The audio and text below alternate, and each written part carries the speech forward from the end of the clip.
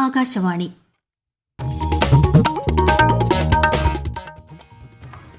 നമസ്കാരം. പ്രാദേശിക വാർത്തകൾ വായിക്കുന്നത് ജോസ്ന ജോസ്.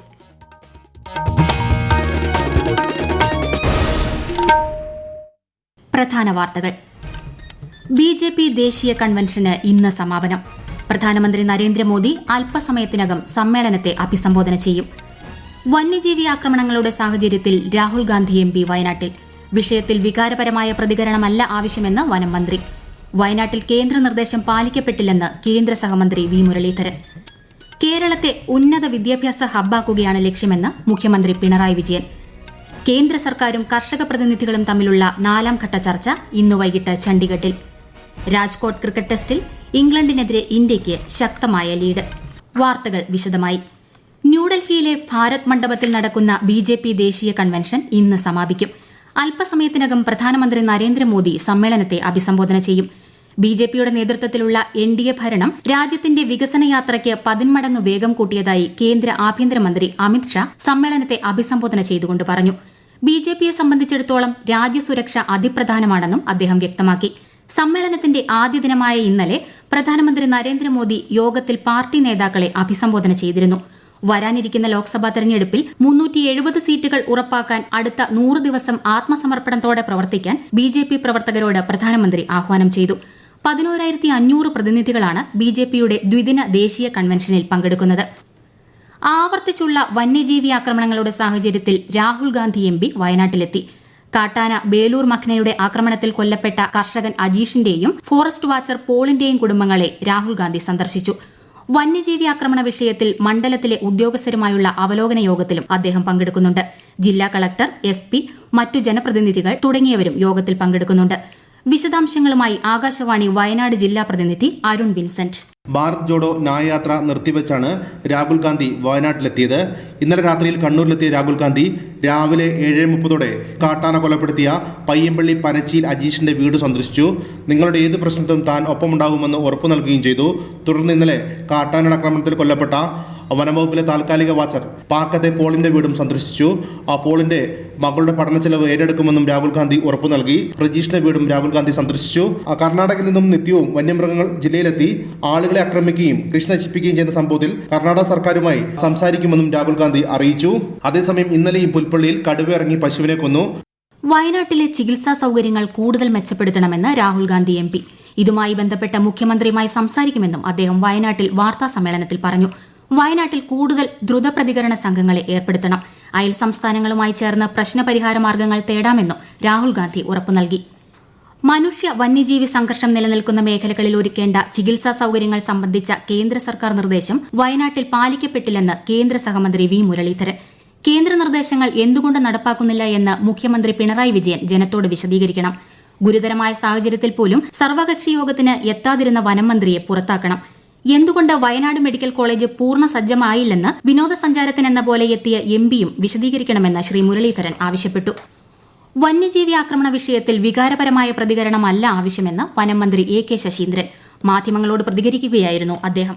വികാരപരമായ ഒരു സാഹചര്യത്തിൽ നമ്മൾ അവരോട് കാര്യങ്ങൾ പറഞ്ഞ് ബോധ്യപ്പെടുത്താനുള്ള ഒരു സ്വാഭാവികമായ പ്രയാസമുണ്ട് എന്നാണ് ഞാൻ ധരിച്ചത്.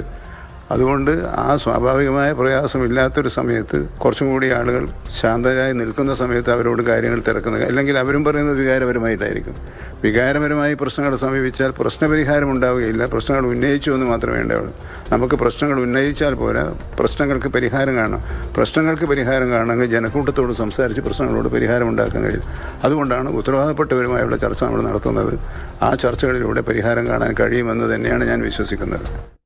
വയനാട് പുൽപ്പള്ളിയിലെ അക്രമ സംഭവങ്ങളിൽ പോലീസ് 2 കേസുകൾ കൂടി രജിസ്റ്റർ ചെയ്തു. ആക്രമണത്തിൽ ആസൂത്രണമുണ്ടോ എന്ന് അന്വേഷിക്കും. ജാമ്യമില്ലാ വകുപ്പ് പ്രകാരം 5 കേസുകളാണ് രജിസ്റ്റർ ചെയ്തത്. കണ്ടാലറിയാവുന്ന 100 പേർക്കെതിരെ കേസെടുക്കും. അക്രമത്തിന്റെ ദൃശ്യങ്ങൾ പോലീസ് പരിശോധിച്ചു വരികയാണ്. ഈ വാർത്തകൾ ആകാശവാണിയിൽ നിന്ന്. ലോക്സഭാ തെരഞ്ഞെടുപ്പിനോടനുബന്ധിച്ച് സംസ്ഥാനത്തെ ലോക്സഭാ മണ്ഡലങ്ങളെക്കുറിച്ച് ആകാശവാണി തിരുവനന്തപുരം വാർത്താ വിഭാഗം തയ്യാറാക്കിയ പ്രത്യേക പരിപാടി ഭാരത് വികാസ് ഡയറി നാളെ മുതൽ എല്ലാ ദിവസവും രാത്രി 8 മണിക്ക് പ്രക്ഷേപണം ചെയ്യുന്നതാണ്. കേരളത്തെ ഉന്നത വിദ്യാഭ്യാസ ഹബ്ബാക്കാനാണ് ലക്ഷ്യമെന്ന് മുഖ്യമന്ത്രി പിണറായി വിജയൻ. കോഴിക്കോട് മലബാർ ക്രിസ്ത്യൻ കോളേജിൽ നടന്ന മുഖാമുഖം പരിപാടിയിൽ വിദ്യാർത്ഥികളുമായി സംവദിക്കുകയായിരുന്നു അദ്ദേഹം.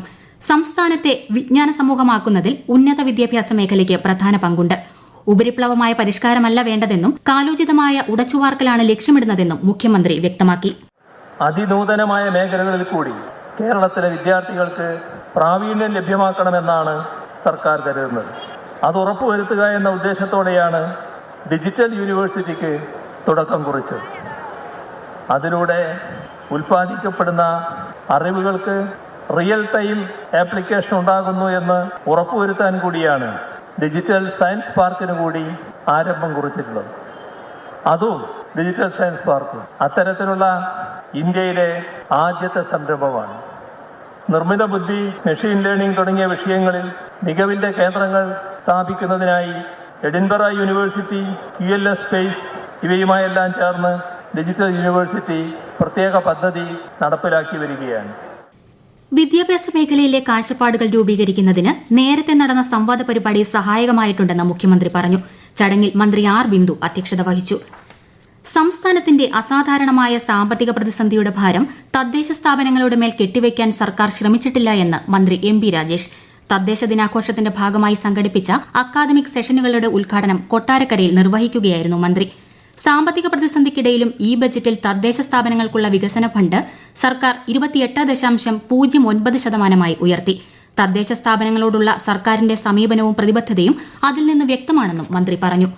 കേന്ദ്ര സർക്കാരും കർഷക നേതാക്കളും തമ്മിലുള്ള 4ാം ഘട്ട ചർച്ച ഇന്ന് വൈകിട്ട് ചണ്ഡിഗഡിൽ നടക്കും. വ്യാഴാഴ്ച വൈകിട്ട് നടന്ന 3ാം ഘട്ട ചർച്ച 5 മണിക്കൂറോളം നീണ്ട് വെള്ളിയാഴ്ച പുലർച്ചെയാണ് അവസാനിച്ചത്. കേന്ദ്ര കൃഷിമന്ത്രി അർജുൻ മുണ്ടയ്ക്ക് പുറമെ മന്ത്രിമാരായ പീയൂഷ് ഗോയൽ, നിത്യാനന്ദ് റായ്, പഞ്ചാബ് മുഖ്യമന്ത്രി ഭഗവന്ത് മാൻ എന്നിവരും ചർച്ചയിൽ പങ്കെടുത്തു. കർഷക പ്രശ്നങ്ങൾക്ക് സമാധാനപരമായി പരിഹാരം കാണുമെന്ന് ശ്രീ മുണ്ടെ വ്യക്തമാക്കിയിട്ടുണ്ട്. സുപ്രീം കോടതി ഉത്തരവിട്ട സമയപരിധിക്കുള്ളിൽ തന്നെ ഇലക്ട്രൽ ബോണ്ടുകൾ സംഭാവന ചെയ്യുന്നവരുടെയും സ്വീകരിക്കുന്നവരുടെയും വിവരങ്ങൾ തെരഞ്ഞെടുപ്പ് കമ്മീഷൻ പ്രസിദ്ധീകരിക്കുമെന്ന് മുഖ്യ തെരഞ്ഞെടുപ്പ് commissioner Rajiv Kumar. Ballot paper ഉപയോഗിച്ച് വോട്ട് ചെയ്യണമെന്നാവശ്യപ്പെട്ട് നിരവധി ഹർജികൾ സുപ്രീം കോടതി പരിഗണിക്കുന്നതിനാൽ തുടർന്നുള്ള തെരഞ്ഞെടുപ്പുകളിൽ EVM വഴിയോ ബാലറ്റ് പേപ്പർ വഴിയോ വോട്ട് ചെയ്യുന്നത് സംബന്ധിച്ച് സുപ്രീം കോടതിയുടെ നിർദ്ദേശപ്രകാരം കമ്മീഷൻ പ്രവർത്തിക്കുമെന്നും അദ്ദേഹം വ്യക്തമാക്കി. പാർലമെന്റ് തെരഞ്ഞെടുപ്പ് ജയിക്കാൻ BJP വളഞ്ഞ വഴികൾ സ്വീകരിക്കുന്നതിന് തെളിവാണ് അക്കൌണ്ട് ഫ്രീസിംഗ് എന്ന് കോൺഗ്രസ് പ്രവർത്തക സമിതി അംഗം രമേശ് ചെന്നിത്തല. ഇതിനായി രാജ്യത്തെ ഭരണഘടനാ ഏജൻസികളെയാണ് മോദി സർക്കാർ ഉപയോഗിക്കുന്നത്. ഏറ്റവും ഒടുവിൽ ജയ്ഹിന്ദ് ചാനലിന്റെ അക്കൌണ്ട് കഴിഞ്ഞ ദിവസം മരവിപ്പിച്ചിരുന്നു. ചാനലിന്റെ ദൈനംദിന പ്രവർത്തനങ്ങൾ പോലും തടസ്സപ്പെടുത്താനാണ് ശ്രമം. സ്വേച്ഛാധിപത്യത്തിന്റെ ഏറ്റവും ഒടുവിലെ ഉദാഹരണമാണിതെന്നും അദ്ദേഹം ആരോപിച്ചു. ന്യൂനപക്ഷ വിഭാഗങ്ങളെ സംരക്ഷിക്കുന്നതിൽ കേരളം മികച്ച മാതൃകയാണെന്ന് മന്ത്രി V. അബ്ദുറഹിമാൻ. ന്യൂനപക്ഷ വിഭാഗങ്ങൾ അനുഭവിക്കുന്ന പ്രശ്നങ്ങൾക്കെതിരെ പ്രത്യേക പരിഗണനയാണ് സർക്കാർ നൽകുന്നത്. സാമ്പത്തികമായും സാമൂഹികമായും പിന്നോട്ടു പോകുന്ന ന്യൂനപക്ഷ വിഭാഗങ്ങളെ കൈപിടിച്ചുയർത്തുക എന്നതാണ് വകുപ്പ് ലക്ഷ്യം വയ്ക്കുന്നത്. വിദ്യാഭ്യാസ മേഖലയിലെ കാലാനുസൃതമായ മാറ്റങ്ങൾ അനിവാര്യമാണെന്ന് മന്ത്രി KN ബാലഗോപാൽ. അസാപ് സംഘടിപ്പിച്ച രാജ്യാന്തര കോൺക്ലേവ് കൊല്ലത്ത് ഉദ്ഘാടനം ചെയ്യുകയായിരുന്നു അദ്ദേഹം. ഹൈക്കോടതി കൂടി ഉൾപ്പെടുന്ന ജുഡീഷ്യൽ സിറ്റി കളമശ്ശേരിയിൽ സ്ഥാപിക്കാനുള്ള തീരുമാനത്തിന്റെ ഭാഗമായി മന്ത്രി P. രാജീവും ഹൈക്കോടതി ജഡ്ജിമാരും സ്ഥലം സന്ദർശിച്ചു. Justice Muhammad Mushtaq, justice Bechu Kurian Thomas, justice Raja Vijayaraghavan, justice Satish Ninan എന്നിവരാണ് HMDയുടെ ഉടമസ്ഥതയിലുള്ള 50 ഏക്കർ സ്ഥലം സന്ദർശിച്ചത്. രാജ്കോട്ട് ക്രിക്കറ്റ് ടെസ്റ്റിൽ ഇംഗ്ലണ്ടിനെതിരെ ഇന്ത്യ ശക്തമായ നിലയിൽ. 4ാം ദിനം കളി പുനരാരംഭിച്ച ഇന്ത്യ ഇതുവരെ 450 റൺസിന്റെ ലീഡ് സ്വന്തമാക്കിയിട്ടുണ്ട്.